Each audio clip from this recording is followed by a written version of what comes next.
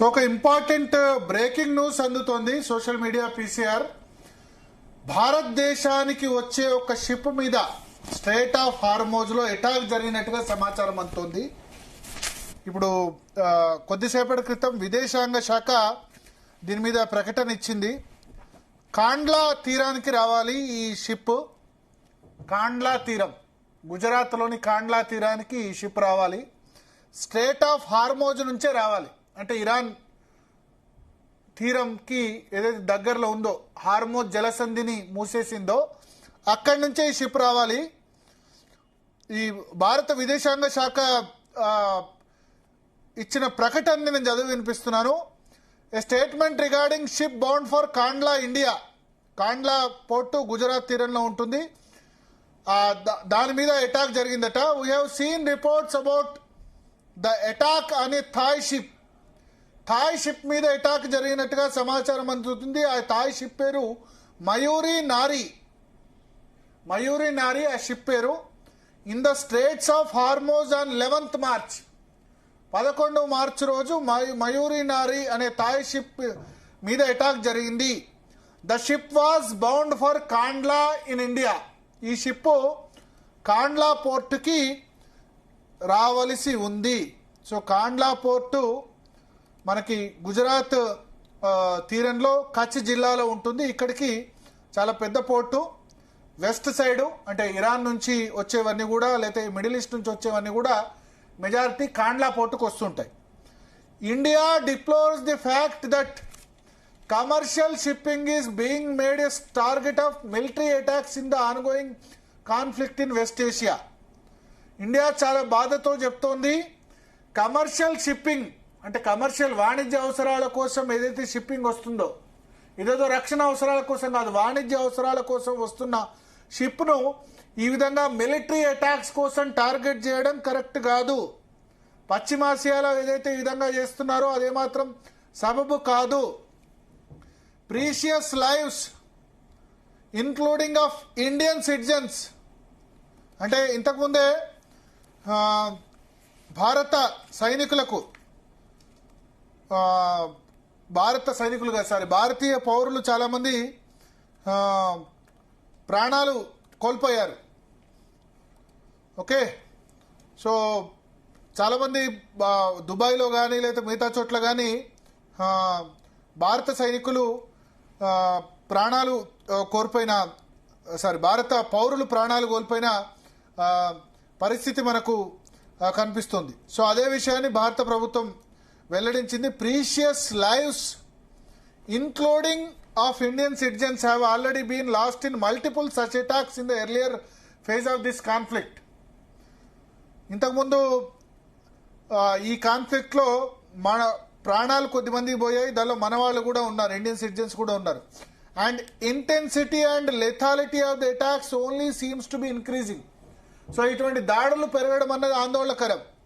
India reiterates that targeting commercial shipping and endangering innocent civilian crew members or otherwise impeding freedom of navigation and commerce should be avoided. So భారతదేశం దీన్ని పూర్తిగా ఖండిస్తోంది. ఇటువంటి attacks జరగడం ఏమాత్రం సమంజసం కాదు అని చెప్పి చెప్తున్నారు. సో ఇది ఒక బ్రేకింగ్ న్యూస్. కాండ్లా పోర్ట్లో జరిగిన ఇన్సిడెంట్ మీద ఇది భారతదేశ కాండ్లా పోర్టుకు రావాల్సి ఉన్న నౌక మీద భారతదేశం చేసిన ప్రకటన. అయితే ఇప్పుడు ట్రంప్ కొద్దిసేపటి క్రితం మాట్లాడారు. ఆయన ఏం చెప్తున్నారంటే, ఈ యుద్ధం ఎప్పుడైనా ముగియవచ్చు, అయిపోయింది, ఇంకా యుద్ధం అనుకున్న దానికంటే ముందుగానే ఉంది, ఇరాన్ దగ్గర ఇంకేమీ లేదు, ఏం మిగిలిలేదు, ఈ వారు ఏ నిమిషమైనా ముగియవచ్చు అంటున్నారు. ఎందుకు ఇవన్నీ మాట్లాడుతున్నారంటే, ఇప్పుడు అక్కడ అమెరికాలో కూడా విమర్శలు వస్తున్నాయి, ఇంకా ఇరాన్ అటాక్ చేసిన కొద్ది వాళ్ళు కూడా అటాక్ చేస్తున్నారు. సో ఎక్కడ దగ్గర ముగింపు పోలేకపోతే అమెరికన్ సైనికులు ప్రాణాలు విడుస్తారు. ఆయిల్ ప్రైసెస్ ఏమో చాలా విపరీతంగా క్రూడ్ ఆయిల్ ప్రైసెస్ పెరుగుతున్నాయి. క్రూడ్ ఆయిల్ ప్రైసెస్ పెరిగితే డాలర్కి నష్టం, అమెరికాకి నష్టం. ప్రపంచ దేశాలన్నీ కూడా అమెరికాను తిడుతున్నాయి. స్పెయిన్ అయితే ఏకంగా ఇజ్రాయెల్కు వ్యతిరేకంగా లెబనాన్కి సపోర్ట్ చేస్తుంది. యూరోపియన్ కంట్రీస్ కూడా ఈ యుద్ధాన్ని మా మీద ఎందుకు రుద్దుతున్నారంటోంది. సో బహుశా ఆ ఉద్దేశంతోనే ట్రంప్ ఇప్పుడు ఈ విధంగా మాట్లాడినట్టు మనకు అనిపిస్తోంది. దాన్ని దృష్టిలో పెట్టుకునే ఆయన మాట్లాడినట్టు ఖచ్చితంగా అనిపిస్తోంది. ఇక వంట గ్యాస్ గురించి ఎంత ఇబ్బందులు పడాలో అంత ఇబ్బందులు పడుతున్న పరిస్థితి. కమర్షియల్ సిలిండర్స్ అన్ని కూడా ఆపేశారు. నాకు ఏమనిపిస్తుందంటే స్ట్రాటజిక్ రిజర్వ్స్ అని ఉంటాయి స్పందన. స్ట్రాటజిక్ రిజర్వ్స్ అంటే ఏమంటారు, వ్యూహాత్మకంగా ఒక ఏమంటారు కొంత మనం దాచుకుంటాం నిల్వల్ని. మన దగ్గర కేవలం ఒక రోజుకు మించి దాచుకోవాల్సిన పరిస్థితి లేదు. అంటే ఈ 10 సంవత్సరాల్లో మోడీ ప్రభుత్వం అధికారంలోకి వచ్చిన తర్వాత దీని మీద ఎందుకు దృష్టిలో పెట్టలేదు? ఈ 12 సంవత్సరాల తర్వాత ఇంతకుముందు ఉన్న ప్రభుత్వాలు ఎందుకు దృష్టి పెట్టలేదు? ఇవి కదా ఖర్చు పెట్టాల్సింది. ఈ ఫ్రీబీలకు, కళ్యాణ్ లక్ష్మి లేకపోతే షాదీ ముబారక్ బస్సులు ఫ్రీ ఇస్తే ఇది కదా ఇప్పుడు ఇబ్బందులు పడుతున్నారు కదా. హోటల్ అన్ని బంద్ అవుతున్నాయి కదా. హోటల్స్ బంద్ అవుతే ఎవరు? కుక్స్ ఇబ్బంది పడతారు, యజమానులు ఇబ్బంది పడతారు, తినడానికి ఇబ్బంది పడతారు. ఇవి కదా చేయాల్సింది దేశం అంటే పనులు. చైనా ఎంత స్ట్రాటజిక్ రిజర్వ్స్ పెట్టుకుంది, జపాన్ ఎంత స్ట్రాటజిక్ రిజర్వ్స్ పెట్టుకుంది. మన దగ్గర అసలు స్ట్రాటజిక్ రిజర్వ్సే లేవు. ఈ సమయంలో ఒక యుద్ధం వచ్చినా ఒక 2 నెలల పాటు మనకు ఇబ్బంది కాకుండా చూసుకోవాలి కదా. దేశాలు పెట్టులు ఇవి కదా.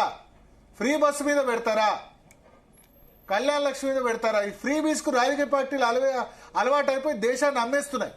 ఇప్పుడు చూడండి, ఇదో 2-3 నెలల యుద్ధం అయితే అక్కడికి మళ్ళీ కట్టెల పొయ్యి మీద అందరూ వండుకోవాలి.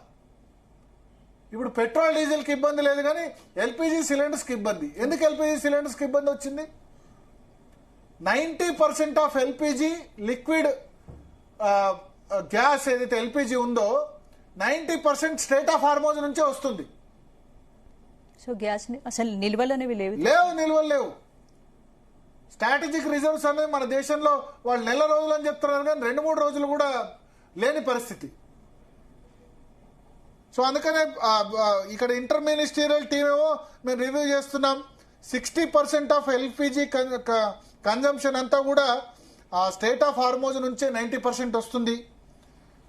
ఇండియా ఎల్పిజి కన్జంప్షన్ 60% ఇంపోర్ట్ చేసుకుంటుంది. ఇంకో 40% మన దేశంలో తయారవుతుంది. 60%. ఆ 60%లో 90% స్టేట్ ఆఫ్ హార్మోజ్ నుంచి వస్తుంది. రష్యా నుంచి వచ్చేది క్రూడ్ ఆయిల్. ఆ క్రూడ్ ఆయిల్ తో పెట్రోల్ డీజిల్ తయారు చేస్తారు. బట్ ఎల్పిజి కొరత చాలా తీవ్రంగా ఉంది. ఇది ఇలాగే కంటిన్యూ అయితే ఆహార ధరలు పెరిగే అవకాశం కూడా ఉంది. ఆబ్వియస్లీ అన్ని రకాల మీద ఎఫెక్ట్ చూపిస్తుంది. ఎల్పిజి లేకపోతే హోటల్స్ బంద్ అవుతాయి, ఫెర్టిలైజర్స్ బంద్ అవుతాయి. రేపు మళ్ళా వచ్చే సీజన్లో ఎరువులు అని రైతులు కొట్టుకోవాలి. గ్యాస్ లేకపోతే ఎక్కడి నుంచి వస్తాయి ఎరువులు? గ్యాస్ సప్లై కూడా ఆగిపోయింది. సో మాట్లాడదాం. మనతో పాటు